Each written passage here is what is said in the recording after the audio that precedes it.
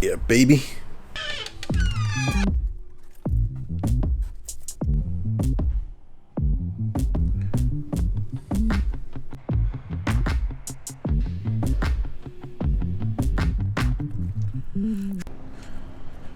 Taking one of my little walks. Juice is flowing.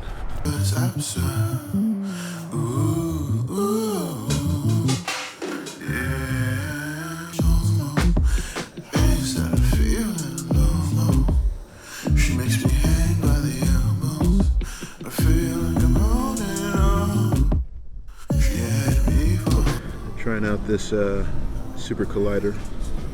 New guy from Brouwerij West here on the patio, chilling out, feeling the vibe a little bit.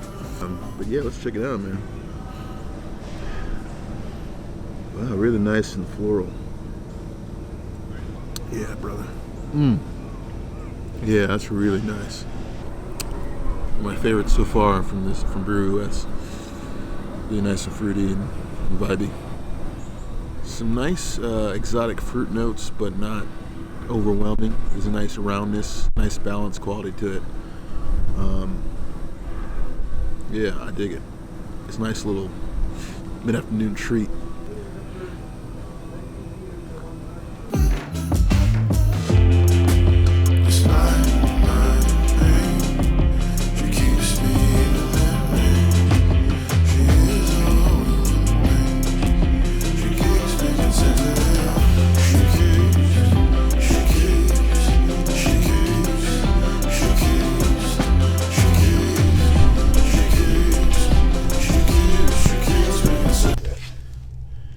Look at that beauty. Yeah, Apocalypse How, Brouwerij West. We're gonna try this guy, the Apocalypse Now. I remember the first time I saw Apocalypse Now, I believe I was with my dad and we all shared at home, and I was kind of blown away about it, which is why, kind of part of the reason why I got this beer. There's something about that movie, man. It's kind of mystical. And I remember when the Redux came out, I actually saw it in theater with my dad. What I remember strangely about it was I bought this huge soda. I remember drinking that soda and really enjoying it. You know, I don't know, maybe I got sugar high or something. I mean, it's such a surreal movie. And it's always kind of followed me, you know. It's such a brutal movie, you know. It's so dreamy. I've always wanted to do something like that creatively, is really take someone on an adventure through something that we think is familiar, you know, like people tend to think that, you know, we've seen so many war films and, you know, it can seem kind of, you know, kind of feel like we know what it's like, even though we don't know anything about it. But, you know, that to have a subject like that explored in such a dreamy kind of surreal way where it can make you think differently about it and maybe think about it in a more honest way, is something that I've always been curious about. Yeah, so let's give it a little flavor. Let's give it a little touch. So obviously there's some kind of chocolate theme going on here, and I've always really liked the cans. I like to collect these somewhere in here, but anyway. Wow. So as far as chocolatey stouts go, this one, I've had a few, but this one is really amazing, tasting right off the bat. The potato flavor is super, kind of balances the chocolatiness. It's an Imperial Stout right there. And it does taste pretty heavy, you know. The Imperial Stout's kind of like a really heavy fucking gem, you know. A mixture of that plus the really chocolatey element of it. It really, but it's surprisingly balanced for being all those different things. Creaminess, a nuttiness, and that imperialness, which almost kind of like it's that a little bit of a bite, a little. Oh man, it's so creamy. The creaminess kind of just lingers on your tongue. It's the chocolatiness is something that I really never tasted the beer get this chocolatey. Wow. I wonder why they call it Apocalypse Now, or Apocalypse How. I wonder what experience they were what Apocalypse Now has to do with chocolate. I would imagine poetically it would mean possibly just what I mentioned earlier, like this surreal kind of exploration of this somewhat familiar terrain, chocolate and peanut. It's like this kind of stout, that a lot of different manufacturers have attempted, particularly Californian breweries. They're taking it in a totally different direction. That's kind of overwhelming, but not overwhelming in a bad way. I would say it's really interesting. Ooh yeah, it's like a little banana flavored in the back of the throat. Every time I taste this, I notice something different. But it's always pleasurable. It's always balanced. This shit is fucking hidden, man. I remember last time I went to Brouwerij West, I got, now that I think about it, I got a 8.5 beer. I think it was a stout as well. Next time I'll have to get something lighter, possibly, but I just had to get this one. So yeah, man, this thing's fucking tasty, almost like a banana milkshakey kind of flavor on it. Man, I think this may be their masterpiece. 12.8 alcohol by volume. So this shit is really hidden. I wonder what kind of fucking crazy shit I'm gonna get into tonight, man. I don't know, maybe the Apocalypse How is maybe how you start to lose your mind a little bit and get a little crunk while you're drinking it,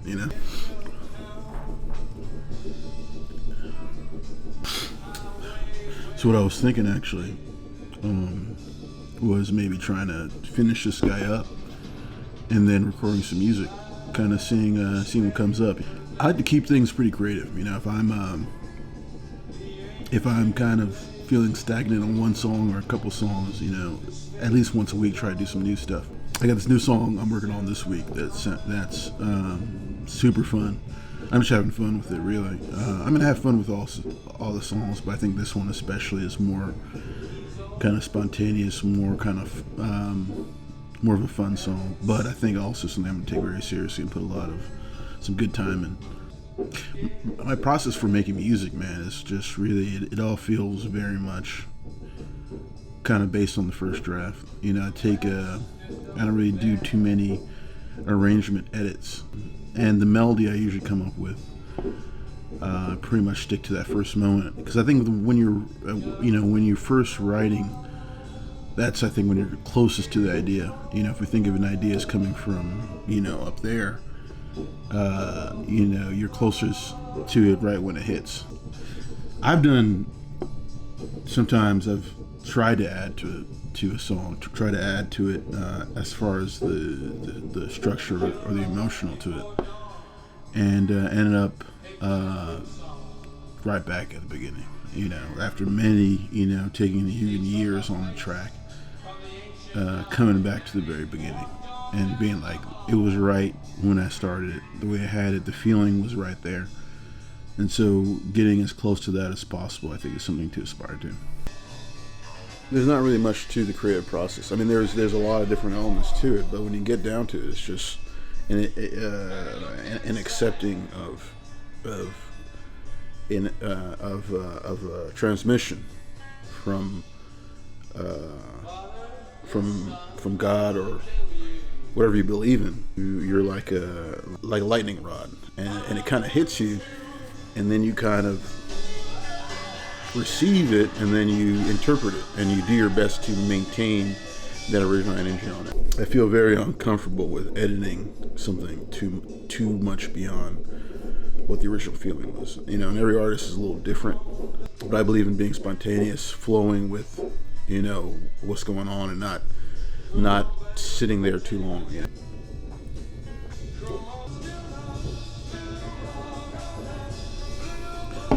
Make Me Feel Something came out of when I try to think about the original session, the original idea. The bass line was very different. It came out of they're really completely different bass line. Kind of R&B style. And the chorus is also very different too. So the song kind of, it was just pieces by pieces. I'd have to really find the original track, because I really wonder if there's any original parts in there. It's just one of those things where you start somewhere and then it kind of goes in a completely different direction, and you kind of keep adding parts to it, and it eventually becomes this thing.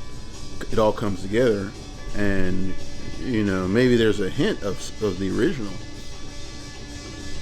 And I just realized from what I'm saying the exact opposite I just said about my arrangement style. So I guess that's just how some things work out, and that's also something I think that's true about me, is I'll say something and then it's not necessarily lying about it, but it's just like things, I'll have a certain process and then things will just do their own thing. So as far as me having a set process, let's just nix that idea. But I do feel like the original motion of Make Me Feel Something, or whatever I called it beforehand, was true to what the single is now, So this is right at the end of the song. This is the end of the end by the Doors. And that's my phone going off. If you are in the Bay Area on New Year's, you should definitely come see Afrolicious at the Continental Club, playing with Smoked Out Soul. It's going to be funky. It's going to be fucking dirty. It's going to be a crazy night. Recently, I've had a lot of nostalgia, real nostalgia for some of the experiences I've had playing with Afrolicious. Just some of the times, some of the places we've been in California, or around the country, and just missing some of the folks out there. So if you're looking at this, and you remember an Afrolicious show and experience, this would be, and you happen to be near San Francisco or the Bay Area, this would be a great time to come relive some of that experience,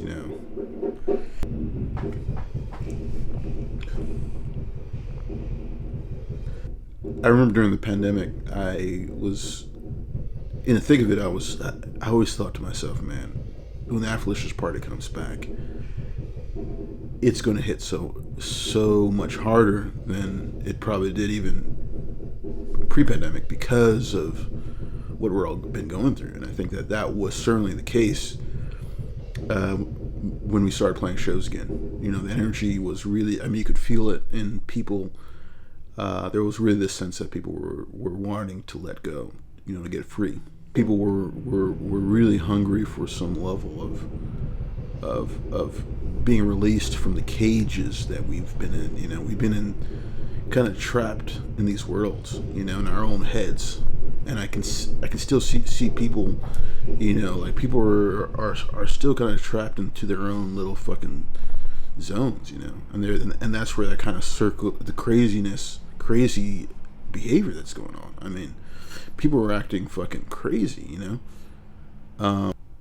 that particular thing comes out of being, almost kind of repressed. When people talk about being sexually repressed, that there's also emotional repression. There's joy repression. When you want to feel these things, but your like circumstances don't allow for it.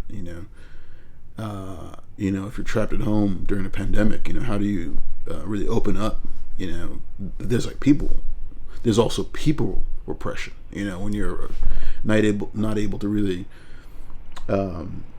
be around people, to experience what people are, all that repression, as we know from like sexual repression, it's just not healthy, whatever your sexuality is, if you don't really express it, it's you're going to go through some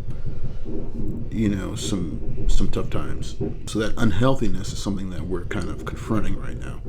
And one of the ways to deal with it, I think, is just to healthily submit to your desires, submit to what you need, these natural feelings.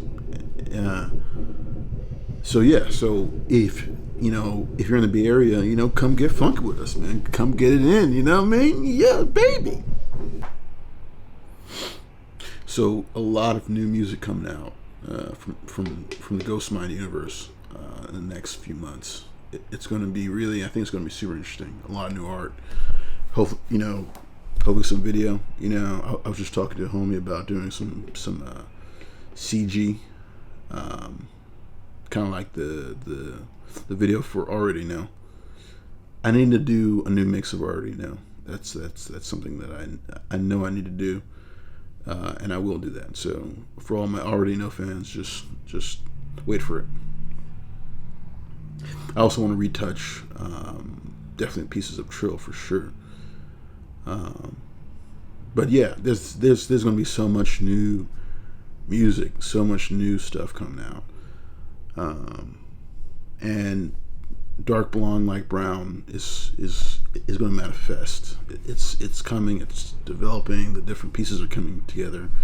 I'm going through the emotional journey that I need to go through to come to a point where I'm ready to put it, put it out.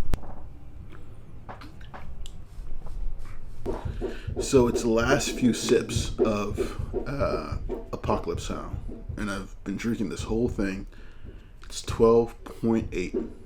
Yeah, it's 12.4, 12.8. I mean, who gives a fuck? It's as I mentioned before, super balanced, chocolatey nuttiness, this banana fruit shake kind of energy in it. Super pleasurable, man. It's really complex, heavy, but also kind of sweet and refreshing all at the same time. The chocolatiness is like super nice and kind of super like when you have really good chocolate, and you're really enjoying that shit, and it's like all over your fucking face and shit, and you're like, dude, this is tasty. It's just super good, man. So head to Brouwerij West, support local breweries. Man, this guy's getting down there, man. Support your people, support your local folks, support the people that make your, make anything for you, This is fucking heavy, man. This is beautiful. Like at the end of this, maybe this is just wishful thinking, but I get like this, almost like this, like bourbon-y kind of sweetness on it. It's like almost like syrup, bourbon syrup, yeah. But I think what makes this so good, and what makes anything good, is the nuts.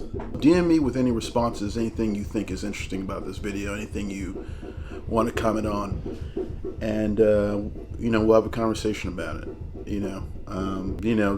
Just hit me up, contact me, send me a fucking message in a bottle, through the ocean, This is the great thing about the mono world. People can get connected instead of being this kind of weird artist, fan, or whatever you want to call it. We can influence each other so that the art becomes kind of a conversation.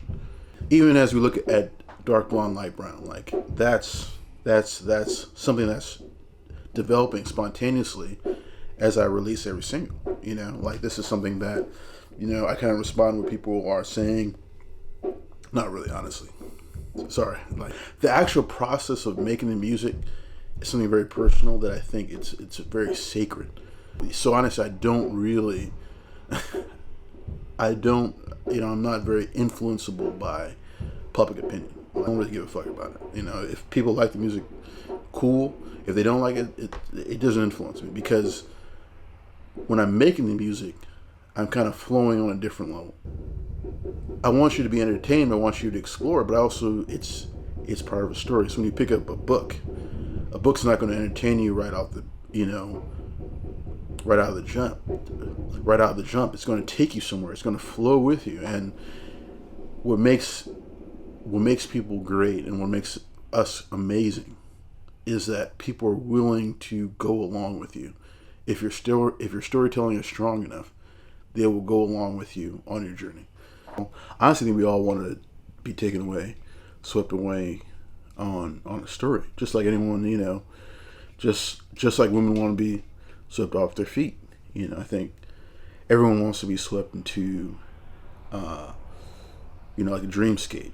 Wants to be taken to a different place. You know, so this is the last part of this beer, and this is the end of this fucking video. The bottom notes now are kind of taking on this almost like wine kind of Pinot Noir flavor. Have I said syrupy? I don't know if I've used that word yet. It's very much chocolatey syrupy, which in turn kind of gives it this.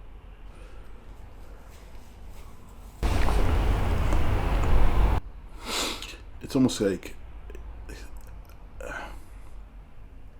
damn, this shit's hitting me. It's almost like kind of like mead, I would say, maybe kind of barley-ish, you know, like a barley wine or something like that toward the bottom of it. It kind of touches on a lot of different things, but it doesn't go too far into any one direction. You know, it's like touching on barley wine, it's touching on chocolateness, it's touching on the imperialness of the shit. But it doesn't dwell too far away from really what it's supposed to do. I mean, there's also even maybe even almost a bit of mint, kind of, you know, like when you have like chocolate mint, at the very, like, you know, like kind of, you know, which may come from just the alcohol nature of it, you know, that fluoride taste a little bit slightly, but not at all, you know, nasty like that.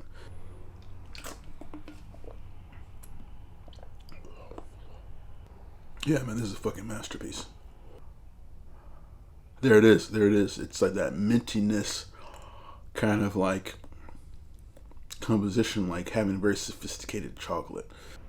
There's this dry spiciness to it, you know, kind of in the back of the mouth, not the mouse. Yeah, there's so many little weird notes on the tongue. It's like you're not really sure. So you're not really so sure what you're really tasting at the end of it. Anyway, my battery's about to die, so yeah. If you can, check out this beer again. The Apocalypse How. Have a good time.